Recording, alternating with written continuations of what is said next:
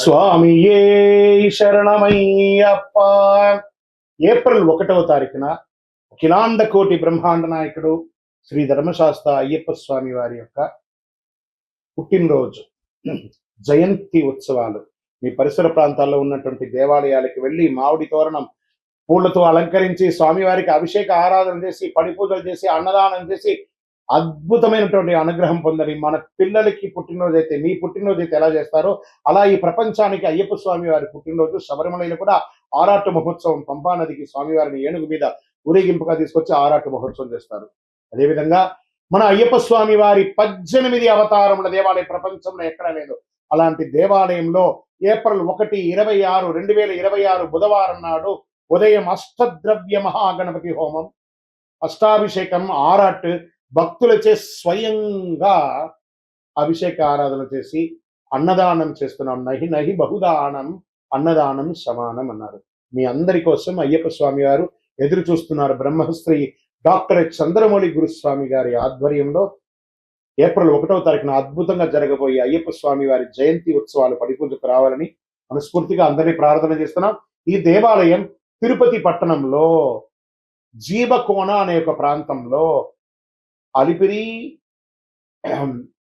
కపట తీర్థం, జీవకోన అని కంటిన్యూగా ఉండే ఆ కొండ చర్యల కింద జీవకోన అనే ఒక ప్రాంతంలో జీవలింగేశ్వర స్వామి సన్నిధానంలో అయ్యప్ప స్వామి 18 అవతారాలుగా కొలువై ఉన్నారు. రైల్వే స్టేషన్ నుండి బస్ స్టాండ్ నుండి 3 కిలోమీటర్లు, ఎయిర్పోర్ట్ నుండి 12 కిలోమీటర్ల దూరంలో ఉన్నటువంటి ఈ యొక్క దేవాలయానికి తప్పక జీవకోణాన్ని మీరు గూగుల్లో కొట్టగానే వచ్చేస్తుంది. అద్భుతమైనటువంటి ఒక దేవాలయం మీకోసం ఎదురు చూస్తూ ఉన్నాడు. అయ్యప్ప అనుగ్రహ వర్షాన్ని కురిపించడానికి ఆయన పుట్టినరోజుకి రండి. మీ జీవితం అంతా పుట్టినరోజులాగా చేస్తూనే ఉంటారు. అతి శక్తివంతమైనటువంటి దేవాలయం. ఈ దేవాలయంలో అడుగు పెట్టాలంటే నుదట రాత రాసి ఉంటేనే ఆ దేవాలయంలో అడుగు పెట్టగలరు. రండి, అయ్యప్ప అనుగ్రహం ఇవ్వడానికి సిద్ధంగా ఉన్నారు. విజయోస్తు.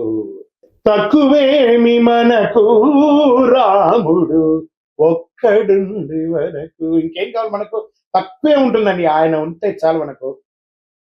అలాంటి రాజా రామచంద్ర స్వామి వారి యొక్క పుట్టినరోజు మార్చి 27వ తారీఖున శుక్రవారం నాడు అద్భుతమైనటువంటి శ్రీరామనవమి. ఎక్కడ చూసినా మామిడి తోరణాలు, పులిహోరలు, కళ్యాణోత్సవాలు, కళ్యాణ తలంబ్రాలు, గల్లి గల్లికి మనకు ఉభయ తెలుగు రాష్ట్రాల్లోనూ దేశ విదేశాలలో ఎక్కడ చూసినా రామ కళ్యాణం. రామ కళ్యాణం చూడడానికి అందరూ పోటీ పడతారు. ఎందుకంటే ఆ తలంబ్రాల అక్షింతలు తీసుకుంటే మన జీవితంలో కళ్యాణం జరుగుతుంది. కళ్యాణం అంటే ఏంటి? అనుగ్రహం. అందుకే తిరుపతి వెంకటేశ్వర స్వామికి నిత్య కళ్యాణోత్సవం, అక్కడ భద్రాద్రిలో నిత్య కళ్యాణోత్సవం ఎక్కడ చూసినా జరుగుతుంది. చూసారా? అలాంటి అద్భుతమైనటువంటి రాజా రామచంద్ర స్వామి వారి యొక్క కళ్యాణోత్సవం జరుగుతుంది. మీ జీవితంలో సమస్యలు ఎక్కువయ్యాయా? శాంతి కనిపించడం లేదా? ఈ శ్రీరామనవమి రోజు కళ్యాణంలో పిలవకపోయినా వెళ్ళండి సార్. ఆ కళ్యాణ మంత్రాలు వినండి, ఆ కళ్యాణ అష్టపదులు వినండి, కళ్యాణ అష్టకాలు వినండి, ఆ తలంబ్రాల అక్షింతలు తీసుకోండి, ఆ భోజనం చెయ్యండి. అద్భుతమైనటువంటి ఫలితాలు పొందుతారు. శ్రీరామ జయ రామ జయ జయ రామ అనే మంత్రాన్ని, తారక మంత్రము ఒక్కసారి చెప్పినా చాలట.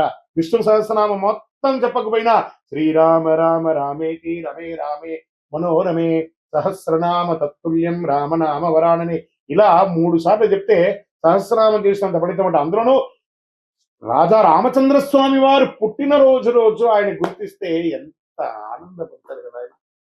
ఈ స్వామి వారికి ఇక్కడ దేవుడి గురించి కూడా మనం అప్పుడప్పుడు తెలుసుకోవాలి. ఆ సమయం వచ్చినప్పుడు దేవుడు మన జీవితంలో చక్కటి ఫలితాన్ని ఇస్తుంటాడు. ఏ రకంగా చెప్తాచో, రావణుడు మన అహంకారం, సీతమ్మ మన యొక్క పవిత్రత, హనుమంతుడు మన భక్తి, మనస్సులో రాక్షసత్వాన్ని జయిస్తే మనమే రాముడు. అలాంటి రాముడికి ఎందుకు కష్టాలు వస్తాయి? మనకు కోపం, అహంకారం, అసూయ, ఇవే మన సమస్యలకు మూలం. రాముడు చెప్పిన పరిష్కారం ఏంటి? సహనంగా ఉండండి, సత్యంగా ఉండండి, ధర్మంగా ఉండండి, ఏకపత్ని వ్రతం ఉండండి. మిత్రుడితో ఎలా ఉండాలో చెప్పాడు, శత్రువుతో ఎలా ఉండాలో చెప్పాడు, భక్తుడితో ఎలా ఉండాలో చెప్పాడు. రామనామ జపం రోజు 108. అప్పట్లో అంతా కూడా రామకోటి రాసేవాళ్ళు. అందరూ ఇప్పుడు కూడా రాస్తుందని అనుకుంటున్నాను. ఎన్నో చోట్ల రామకోటి స్తూపాలన్నీ కూడా వేశారు. సుందరాకాండ ఈరోజు మనం ఏమేం చేయొచ్చు? సుందరాకాండ పారాయణం చేయొచ్చు, పానకం పెట్టొచ్చు, చలివేంద్రాలు పెట్టొచ్చు, భోజనాలు పెట్టొచ్చు, అన్ని రకాలైన చేయొచ్చు.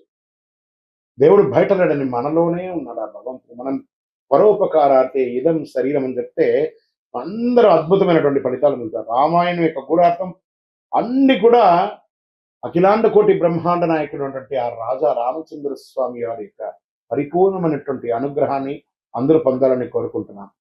ఇది ఈ రోజు కేవలం ఒక పండగ మాత్రమే కాదండి. జీవితం ఎలా జీవించాలో నేర్చుకునే ఒక రోజు.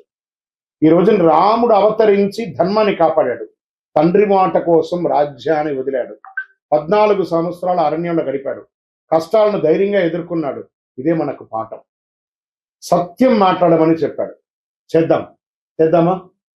అలాంటి ఆ రామచంద్ర స్వామి వారికి రామదాసు గారు తయారు చేసి ఇచ్చినటువంటి ఆ యొక్క మంగళసూత్రంతో కళ్యాణం ఒంటిమిట్టలో జరుగుతుంది, తిరుపతిలో జరుగుతుంది, భద్రాద్రిలో జరుగుతుంది.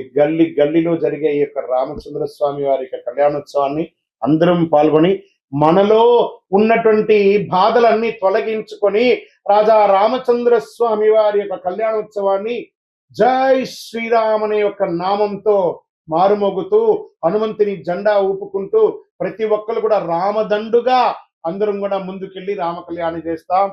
జై శ్రీరామ్.